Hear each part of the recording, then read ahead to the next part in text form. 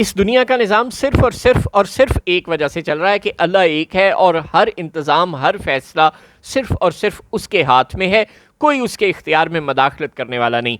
इमरान खान ने राजा बाज़ार रावलपिंडी में ऑर्डर दिया है, एक लोहार को बुलवाया है, वो आएगा और अडयाला जेल के दरवाजे काट देगा। दूसरी ऑप्शन ये है कि सुहेल अफरीदी अडयाला जेल पर हमला कर दे। अगर ये दोनों ऑप्शनें अहमकाना हैं तो फिर असल में इमरान खान बाहर आएगा किस तरह? बिस्मिल्लाहिर्रहमानिर्रहीम, खातिन हज़रात अस्सलाम वालेकुम। बात सादा सी ये है कि इमरान खान बाहर आ जाएगा, उसके बाद इस मुल्क का निज़ाम कैसे चलेगा? क्या वैसे चलेगा जैसे इस वक्त चल रहा है? तो फिर तो 78 साल से पाकिस्तान कहीं नहीं पहुंच सका। पाकिस्तान से बहुत छोटे छोटे मुल्क जिनकी जीडीपी बहुत थोड़ी थी, जिनके पास कोई कुदरती वसीला नाम की चीज़ नहीं थी, जिनके पास बॉर्डर और जोग्राफियाई और स्ट्रेटजिक इस तरह की सलाहियतें नहीं थीं, पाकिस्तान से बहुत बहुत आगे निकल गए।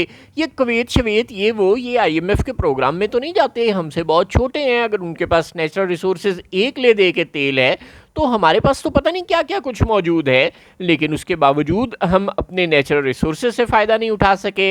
हमारे पास इतने ज़्यादा ताजर हैं, इतना ज़्यादा इंडस्ट्रियल इंफ्रास्ट्रक्चर भी मौजूद है, हम आज तक अपनी इकॉनमी को एक्सपोर्ट लेड इकॉनमी नहीं बना सके। हम अपने लोगों को तालीम नहीं दे सके, सेहत नहीं दे सके, नौजवानों को रोज़गार नहीं दे सके, इंसानी हकूक़ नहीं दे सके, हम इंसाफ की फराहमी नहीं दे सके। पाकिस्तान के अवाम को पाकिस्तान की अशराफिया 78 साल में कुछ भी नहीं दे सकी। वजह इक़्तिदार की खींचातानी है। ये नहीं कि छोटे सूबे बना देंगे तो मुल्क का निज़ाम ठीक हो जाएगा, ये नहीं कि बड़े सूबे हैं तो इस वजह से मुल्क नहीं चल रहा, ये नहीं कि यहाँ अयूब खान का या ज़ियाउल हक का या याह्या खान का सदारती निज़ाम होगा तो ये मुल्क ठीक चल जाएगा, ये नहीं कि यहाँ पार्लिमानी निज़ाम होगा तो ये मुल्क ठीक चल जाएगा। बात बहुत सादा है कि इस मुल्क को चलाने के लिए एक ऑनेस्टी चाहिए होगी, एक नीयत चाहिए होगी, एक ईमानदारी चाहिए होगी कि हाँ, हमने इस मुल्क को चलाना है, चंद लोगों के घर नहीं चलाने, इस मुल्क को चलाना है, इस मुल्क के गरीब आवाम का किचन चलाना है, अपना किचन नहीं चलाना। उसके लिए ईमानदारी चाहिए होगी, ऑनेस्टी ऑफ पर्पस चाहिए होगी और एक सिंगल माइंडेड किस्म की डिवोशन चाहिए होगी। जो पॉलिसी आज बने वो चलती रहे। ये काम तो इस्टेब्लिशमेंट कर देती है हर 10-11 साल बाद, लेकिन जब डेमोक्रेट्स वापस आते हैं तो वो उन पॉलिसियों को चेंज कर देते हैं, और जब डेमोक्रेट्स अपनी पॉलिसियाँ चलाते हैं वो को मुल्क 4 दिन चलने लगता है तो आमरीत वापस आकर उन पॉलिसियों को चेंज कर देती है। और आजकल के निज़ाम पर गुस्सा तो आता है कि ये हाइब्रिड किस तरह है, यानी इस मुल्क में सारा इख्तियार तो दर हकीकत अहले कुव्वत के पास ही है, लेकिन ठंडे दिल से देखें फिर भी 4 ओहदे तो हैं ना शहबाज शरीफ और उनके लोगों के पास, मरीम नवाज़ के पास, सुहेल अफरीदी के पास, मुराद अली शाह के पास और पीपल्स पार्टी के पास। तो ये लोग भी ज़ाहिर है अपनी मर्ज़ी करते हैं। कुछ डीएचए वाले दोस्त खा लेते हैं, कुछ बाकी पोल्ट्री फार्मों वाले दोस्त खा लेते हैं, कुछ वडेरे खा लेते हैं। यूँ वंड खाओ खंड खाओ के तहत मुल्क का निज़ाम नहीं चलेगा। मुल्क का निज़ाम चलाना है तो वो ईमानदारी से चलाना पड़ेगा और एक कुव्वत हो जिसके हाथ में हो और वो निज़ाम चलाए। मिसाल के तौर पे इमरान खान के ज़माने में फैसलाबाद के तमाम टेक्सटाइल ओनर्स इस बात पर मुत्तफ़िक थे कि जितना उनको इमरान खान ने सुना है और जितना उनको इमरान खान ने रिलीफ दिया है और जितना उनके हक़ में पॉलिसीज़ इमरान खान ने बनाई हैं, किसी हुकूमत ने नहीं बनाई। कोई हुकूमत हमारी सुनती नहीं थी, लेकिन फिर क्या हुआ, इमरान खान चला गया और उसके बाद वो पॉलिसियाँ ख़त्म हो गई। इमरान खान ने हेल्थ कार्ड शुरू किया, उसका कॉन्सेप्ट ये था कि गरीब आवाम पर डायरेक्ट पैसे लगाएं, ना कि ये कि आप सड़कें नालियाँ पुल बनाएं, आप इंफ्रास्ट्रक्चर पर पैसे ना लगाएं, आप गरीब की सेहत पर, तालीम पर पैसे लगाएं। लेकिन वो भी प्रोग्राम उसके जाने के बाद रोल बैक कर दिया गया। नवाज़ शरीफ का असूल था कि मोटरवेज़ बना के मुल्क तरक्की करेगा, लेकिन नवाज़ शरीफ की असूलों की बार बार कभी पीपल्स पार्टी ने, कभी अहले कुव्वत ने, कभी पीटीआई ने बैंड बजा दी। गोया मुल्क एक सिमत में कभी भी नहीं चल सका। और अब अहले कुव्वत का यही ख्याल है कि हम बांग्लादेश मॉडल, यानी 10-15 साल एक ही हाथ में इख्तियार रहेगा और मुल्क में एक ही पॉलिसियाँ रहेंगी तो मुल्क तरक्की कर जाएगा। लेकिन वो कैसे तरक्की करवा रहे हैं ये वाली, उनकी सोच तो ठीक है कि मुल्क को स्टेबिलिटी चाहिए, लेकिन स्टेबिलिटी कैसे लाएंगे वो? इमरान खान को कैद करके, मारंग बलूच को कैद करके, कश्मीरियों को कैद करके, जो बोलेगा उसको गोली मार के। इससे तो लोगों में गमो गुस्सा बढ़ेगा, इससे लोगों में फ्रस्ट्रेशन बढ़ेगी, इससे ब्रेन ड्रेन बढ़ेगा, इससे नौजवान दिल बर्दाश्ता होकर मुल्क से बाहर जाएंगे, इससे इन्वेस्टर दिल बर्दाश्त होकर मुल्क से बाहर जाएंगे। इंडिया के साथ तो हमारे ताल्लुकात ख़राब ही रहते हैं, वो तो हमारा रिवायती हरीफ है। हमने अफ़गानिस्तान के साथ भी बॉर्डर बंद कर दिया, ईरान के साथ इस वक्त पूरा ईरान अमेरिका एक एक्टिव वॉर में है, वहाँ पर भी कोई स्मगलिंग तो बहुत ज़्यादा हो रही है, लेकिन ऑफिशियली रिकॉर्डेड ट्रेड ऐसी सच नहीं हो रही, और जो हो भी रही है उसका भी बैलेंस ज़ाहिर है ईरान के हक़ में है, क्योंकि वो हमें तेल इंपोर्ट करता है और हम तो उसको कुछ खातिर खा एक्सपोर्ट नहीं कर रहे। सो जब हमारी एक्सपोर्ट्स भी नहीं बढ़ेंगी, लोग दिल बर्दाश्त होंगे, इन्वेस्टर देखेगा कि मुल्क में अदालतें अवाम के हक़ में फ़ैसले नहीं देती, वो यहाँ पर इन्वेस्ट ही नहीं करता। जब उसका कोई टैक्स का किसी भी मामले का केस रियासत पाकिस्तान के ख़िलाफ़ जाता है तो अंडरस्टूड होता है कि रियासत के हक़ में फ़ैसला होगा, इन्वेस्टर के हक़ में फ़ैसला नहीं होगा। जैसे कि माजी में हमने देखा था, वो रिकोडेक वाले मामले में हमें भुगतना पड़ा था। बैन ही पाकिस्तान में अब आर्मी चीफ ने और दीगर अहले क़ुव्वत ने बड़ी कोशिशें की हैं दुबई में नाराज़ पाकिस्तानियों को और दीगर इन्वेस्टर्स को पाकिस्तान लाने की, ओवरसीज़ पाकिस्तानियों से मुलाकातें की हैं। अमेरिका, सऊदी अरब इधर उधर जाके इन्वेस्टरों को पाकिस्तान लाने की कोशिश की है, लेकिन वो कामयाब नहीं हुए, क्योंकि मुल्क में इंफ्रास्ट्रक्चर ठीक नहीं है, ना सिक्योरिटी का, ना टैक्सेशन का, और कोई भी और निज़ाम नहीं है, बिजली नहीं है, गैस नहीं है। तो इस तरह के मसाइल में इकॉनमी नहीं चलेगी जब तक आप मुल्क में लोगों को ये यकीन नहीं होगा कि भाई उनको अपनी मर्ज़ी के मुताबिक ज़िंदगी गुजारने का हक़ है, अदालतें इंसाफ देंगी।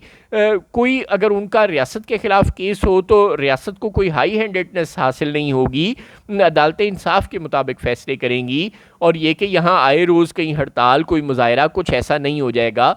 किसी मुल्क के साथ अगर बॉर्डर बंद हो जाए तो नतीजतन पूरे खैबर पख्तूनख्वा के लोगों का बिजनेस मुतासर हो रहा है, वहाँ पर इंडस्ट्रीज ठप पड़ी हैं। अब इस हालत में कोई नया इन्वेस्टर पाकिस्तान क्यों आएगा, क्यों इन्वेस्टमेंट करेगा? और जब लोग देखेंगे कि यहाँ तो साबिक वज़ीर आज़म कैद में है, या जॉइंट एक्शन कमेटी वाले बोलते हैं उन्हें गोली मार दी जाती है, मारंग बलोच बोलती है उसे कैद कर लिया जाता है, तो जब यहाँ इंसानी हकूक़ नहीं होंगे, कल को कोई यूरोपीय यूनियन कोई और हम पर पाबंदियाँ लगा दे, अमेरिका से हमारे ताल्लुकात बिगड़ जाएं और हमारी जो वल्नरेबिलिटीज़ हैं वो सारी की सारी एक्सपोज हो जाएं, यानी जो हमारे निज़ाम में सुकम हैं उनकी वजह से इस वक्त तो हमें रियायतें मिल रही हैं क्योंकि हमारी अमेरिका से दोस्ती है। कल अगर ये दोस्ती नहीं रहती तो ये जो रियायतें हमें, हमारी जो हरकतें हैं इंसानी हकूक़ से मुतल्लिक, जिन पर इस वक्त यूरोप ने, अमेरिका ने आंखें बंद की हुई हैं, वो आंखें खोल लें तो नतीजा ये होगा कि फिर हमें सब कुछ भुगतना पड़ेगा।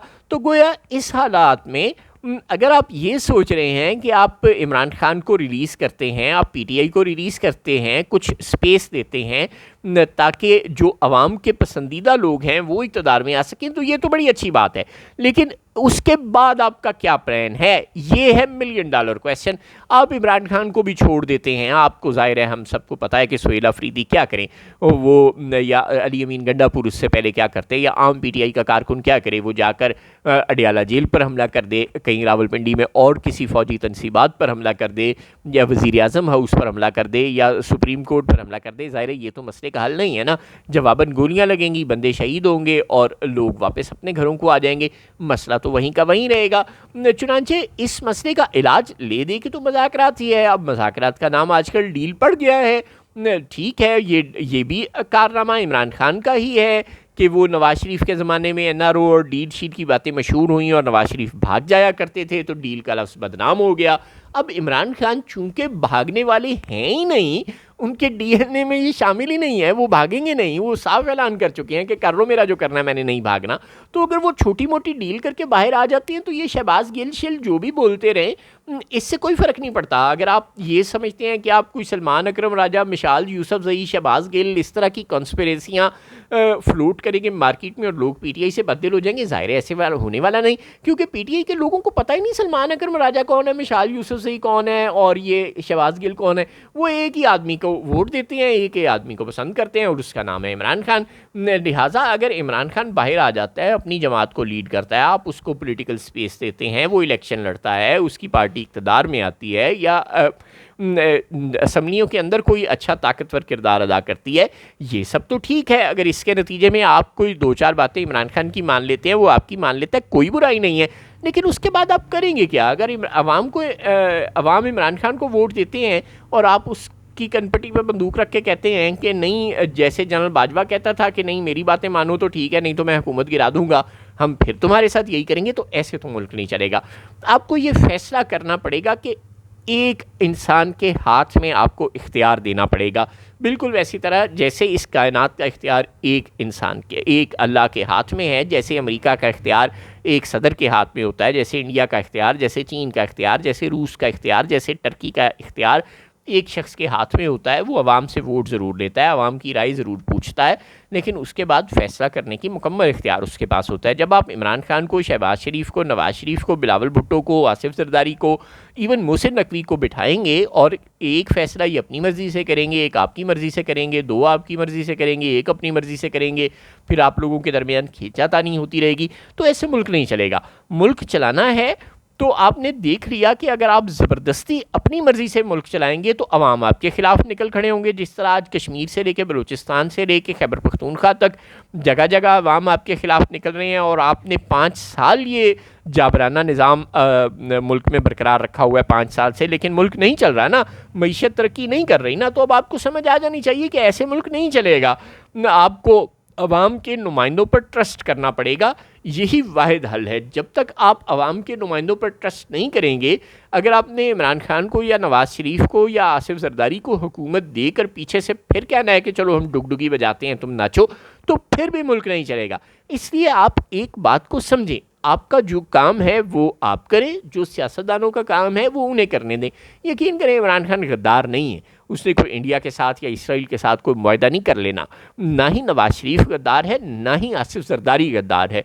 आप अपने जो जिस तरह आप सबके सॉफ्टवेयर अपडेट करते हैं, बराए मेहरबानी अपना भी सॉफ्टवेयर ज़रा अपडेट करें, ज़रा दिल बड़ा करें, ज़रा कुशादा दिली का मुजाहरा करें, ज़रा आला ज़रफ़ी का मुजाहरा करें, और इन छोटी छोटी बातों से निकल आएँ और इमरान खान को या शहबाज शरीफ को या नवाज़ शरीफ को या आसिफ जरदारी को, जिसको अवाम पसंद करते हैं, उसको हुकूमत दें और फिर उसे अपनी मर्ज़ी करने दें।